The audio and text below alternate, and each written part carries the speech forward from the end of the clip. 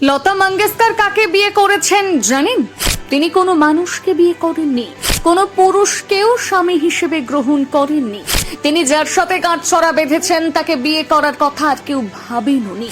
শুনলে তাজ্জব হয়ে যাবেন। দেখুন, সুরের জগতে সম্রাজ্ঞী লতা মঙ্গেশকর। গোটা সঙ্গীত জগতে লতাজির মতন সঙ্গীত শিল্পী আর একজনকেও খুঁজে পাওয়া যাবে না। সাদা কালো পর্দা থেকে রঙিন পর্দা সর্বত্রই তার ছাপ রেখে গেছেন। হয়তো এই বর্ষিয়ান কিংবদন্তি আজ আমাদের মধ্যে নেই, কিন্তু তার স্মৃতি আজও রয়ে গেছে আমাদের মধ্যে। এখনো গানের প্লে লিস্টে সবার শীর্ষে রয়েছে এনার নাম।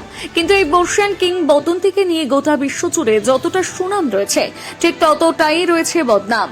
এর মধ্যে সবথেকে উল্লেখযোগ্য হলো তার স্মৃতিতে সিঁদুর পরা। এই বিষয়টিকে নিয়ে বলিউডে যথেষ্ট কাদা ছোড়াছুড়িও হয়ে থাকে। শোনা যায় লতা মঙ্গেশকরের স্মৃতিতে চড়ানো সিঁদুরের নেপথ্যে নাকি রয়েছে অনেক রহস্যজনক কাহিনী।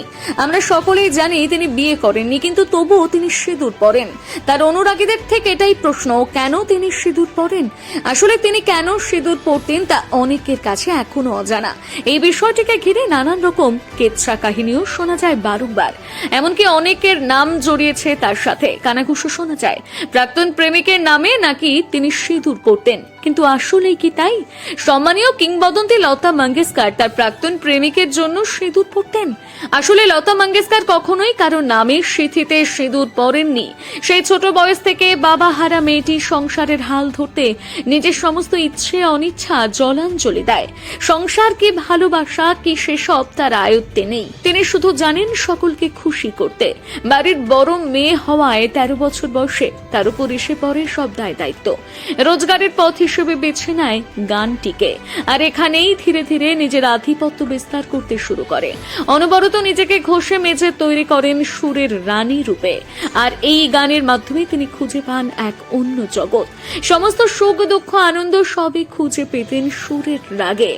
গান যেমন তাকে সুখ সমৃদ্ধি ঐশ্বর্য খ্যাতি সব দিয়েছে, তেমনই দিয়েছে বেঁচে থাকার রসদ। লতাজির মনে বসন্তের ছোঁয়া লাগলেও তার প্রথম ভালোবাসা কিন্তু তার গান। আর এই সিঁদুর পরা এই প্রথম ভালোবাসার নামে, এই গানের নামে, যেখানে থেকে না পেয়েছেন কোনো অবহেলা, কোনো যন্ত্রণা, কোনো বিশ্বাসঘাতকতা, না তো কোনো বিচ্ছেদ, বরং এখান থেকে প্রতিনিয়ত নিজেকে নতুন নতুন রূপে আবিষ্কার করতে পেরেছেন। এই সম্পর্ককে মজবুত করতে তিনি গানের নামে নিজের সিঁথিতে সিঁদুর চড়িয়েছেন। নিজের মনে সঙ্গীতের সাথে সম্পর্ক বেঁধেছেন। এই সম্পর্ক শুধু তাদের সম্পর্ক, যেখানে হস্তক্ষেপ করার অধিকার কারুর নেই। হ্যাঁ, কারুর নেই। লতাজির গানের প্রতি আবেগ, ভালোবাসা, শ্রদ্ধা সত্যি চোখে জল আনার মতন। এখনকার দিনে দাঁড়িয়ে এরকম আদর্শবান গায়ক গায়িকা খুঁজে পাওয়া সত্যিই দুষ্কর। তাই সরস্বতীর বরকন্যা আজও সকলের কাছে চির অমর।